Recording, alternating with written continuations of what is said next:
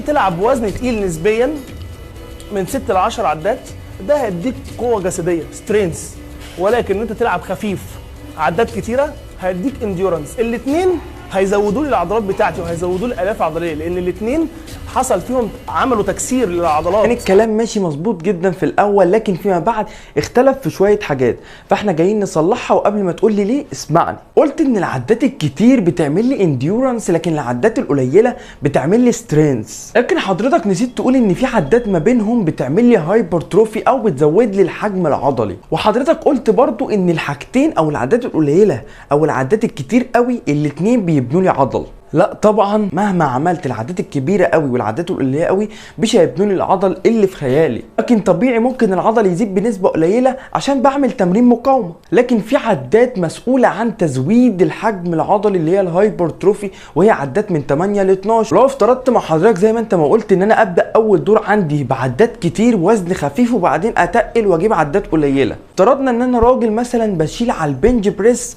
40 و40، فجيت بدأت بال10 وغيبت بال10 20 عدة، هل ال10 دي هتأثر معايا؟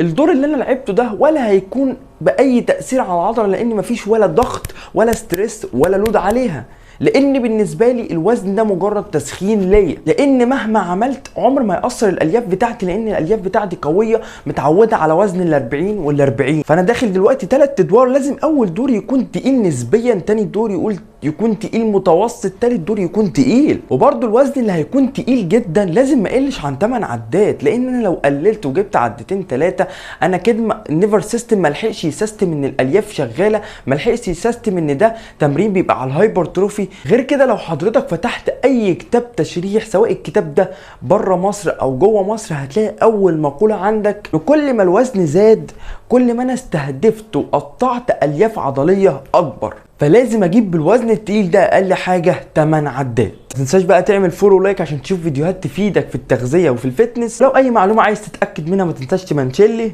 وما تنساش دايما ان الرياضه فن مش عنا.